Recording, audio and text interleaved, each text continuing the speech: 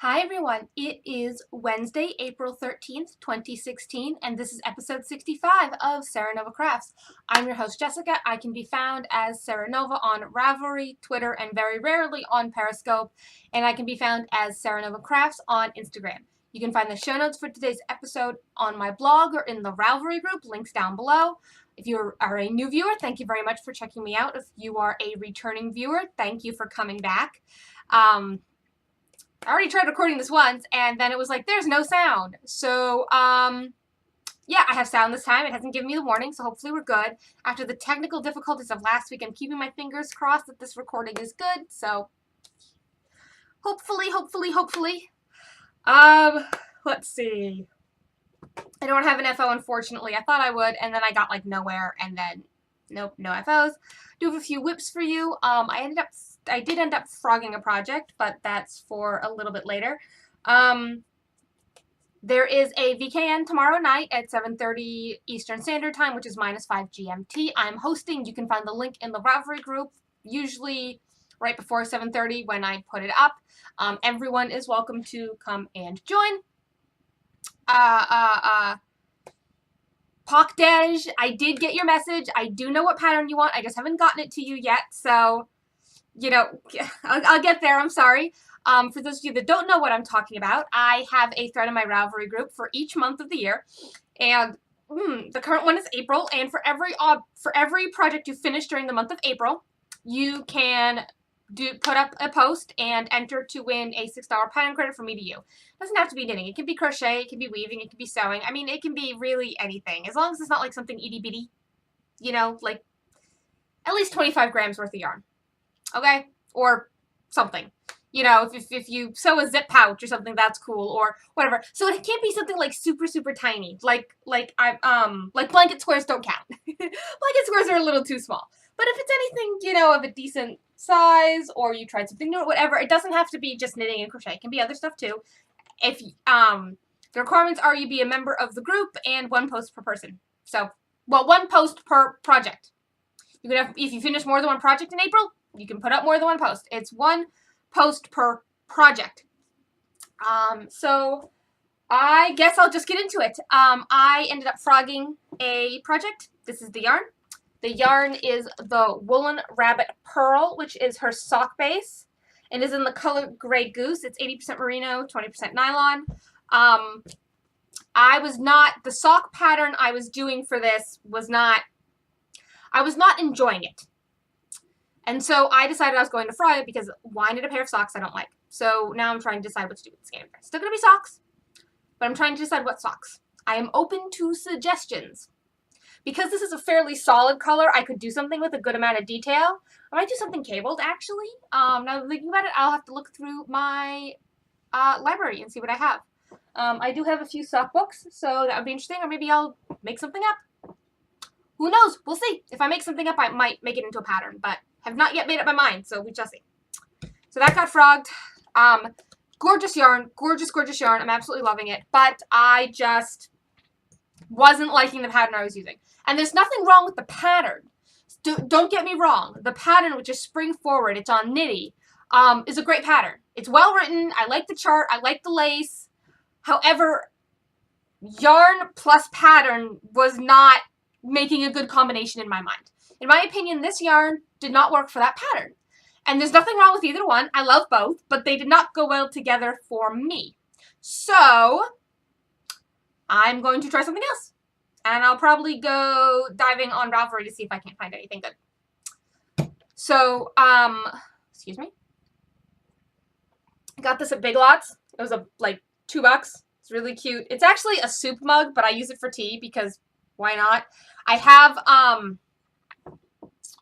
what's this one? This is a green I got on sale at Tivana. It's a loose leaf. Can't remember what it's called, but I got a big tin of it, like this big around that tall of it for like $20 because they were dumping stock because it was like their end of the season sale or something. Anyways, I am off track. This is not a tea podcast. This is a knitting podcast. Though I do drink an awful lot of tea. I don't drink coffee at all. Like, Kevin and I don't have coffee in the apartment. Like we don't own coffee, period, right? Neither of us drink coffee. And so we don't have coffee. I don't have coffee. And yeah, I drink a lot of tea, and Kevin does too. And sometimes we'll make a pot and share. However, we are not, there isn't a lot of overlap in the teas we like. We both like greens, and then that's about it. I like really dark blacks and really heavy blacks, and pu'er teas are really good. But Kevin likes his infusions and herbal teas, and I don't. Kevin, it's funny. Kevin likes really fruity tea, and I can't stand it. So, you know, one of those things. All right, I'm not going to talk about tea. I'm going to take one more sip, and then I'll get back to the knitting. Okay, so here is what I thought I would be able to finish for today, and then didn't. My perfect socks. So I've just started. Let me take that needle out. I just started, stay, don't go anywhere, the first color stripe. You can see the yarn here is different from the gray. So, yeah, I'm going to work on these. These are my purse knitting, so I probably didn't get a lot done on them simply because I wasn't out and about a whole lot the past week. And even though I went to synagogue this past weekend, I didn't actually, you can't knit in shul. So I got no knitting done then. And then I've been on a crochet kick, so I've actually put a bit of work on my blanket, which is the next thing I'm going to show you here. So where is the, I'm looking for the marker I put in to show you where it was. Okay. So here it is. It's getting big. I started the second color, as you can see. I started color 2, so I finished color 1. I was about here. I've done that much since you last saw it. So now I'm going to move the marker because I've shown it to you folks. And if this recording is good, then I shouldn't have an issue. So,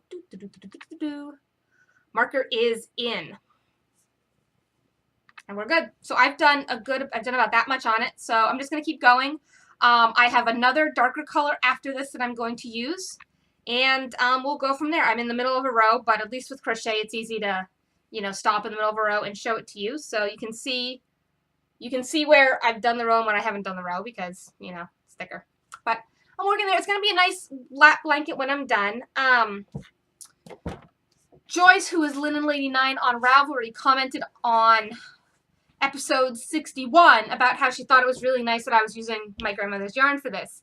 And I just wanted to talk about that for a minute because she really got me thinking, because she was like, you know, do you keep all the yarn you get? Is it sentimental value or whatever? And so I got to think about it, and it's definitely sentimental value, especially with Grandma's yarn, because it's Grandma. Grandma and I have always been really close. She's the one that first taught me to knit when I was a little kid. I didn't knit for many years, but after she taught me, but she was the one who originally got me interested. My other grandmother, my Nana, got me into crochet. So I had one grandmother get me into knitting, one grandmother get me into crochet, because they each did the separate crafts. They didn't do each other's crafts, but they did. But I got both from one side, one from one side. So Grandma is my paternal grandmother. Nana is my Grandma is my maternal grandmother. Nana is my paternal grandmother. God, those words. That noise just, yeah. Anyways, so Grandma had originally bought this yarn to make a chevron blanket. And I actually have it right here.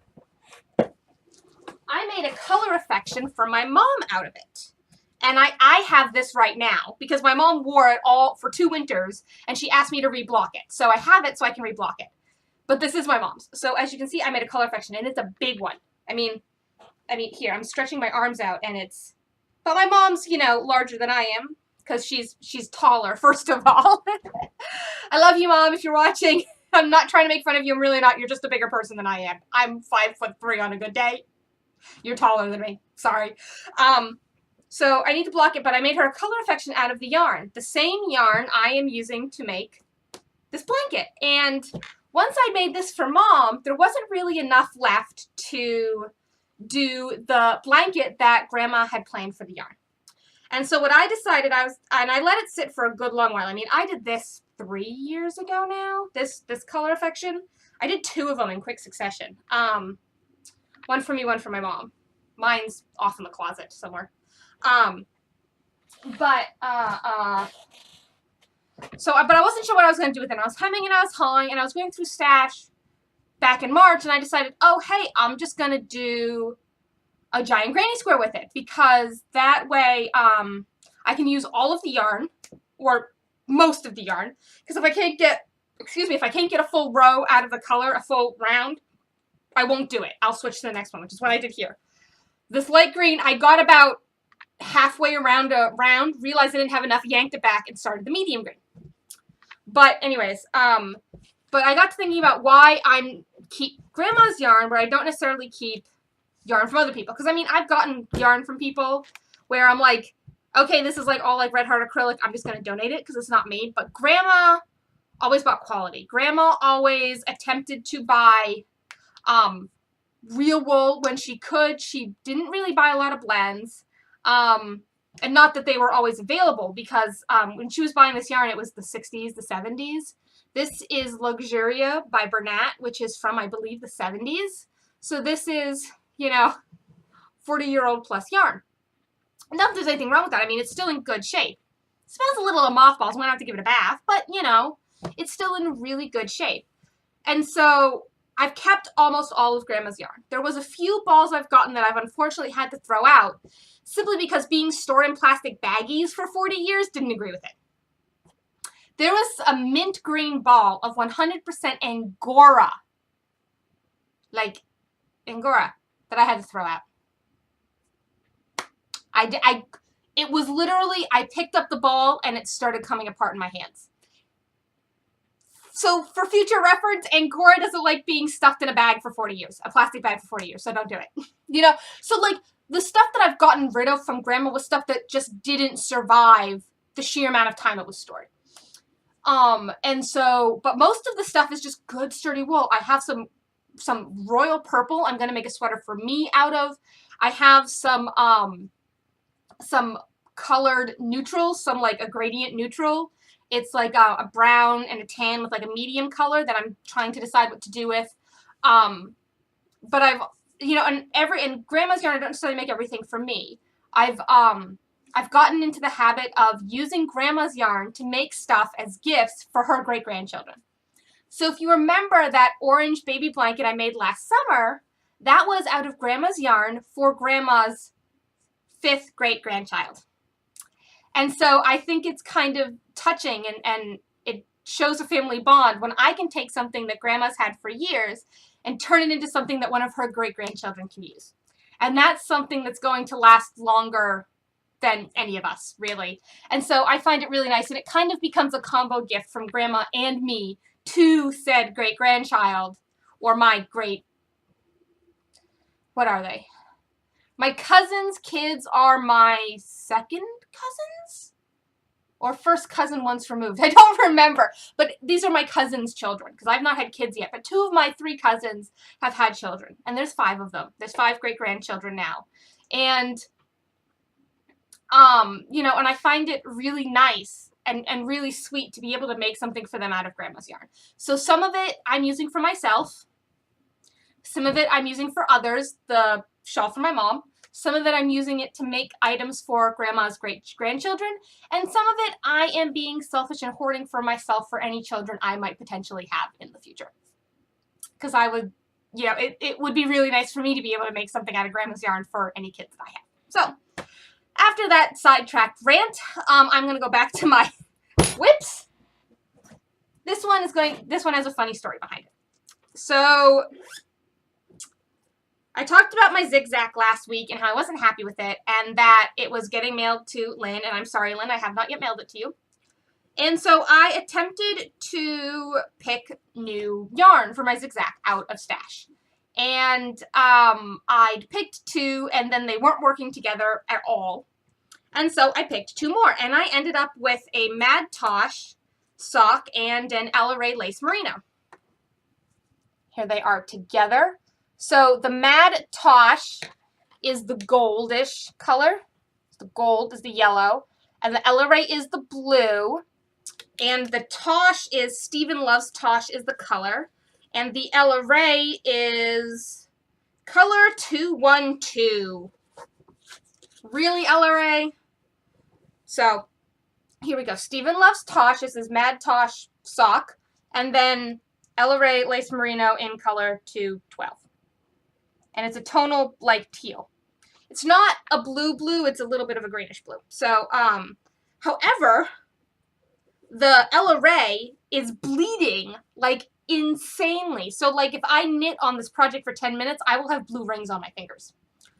It's getting a vinegar bath once it's done. And actually, Tosh can bleed as well, so it'll just do it some good to get a vinegar bath. So, here we are. Here's where it currently is, and I am enjoying this much, much more than the other one, and I think it's going to come out really good.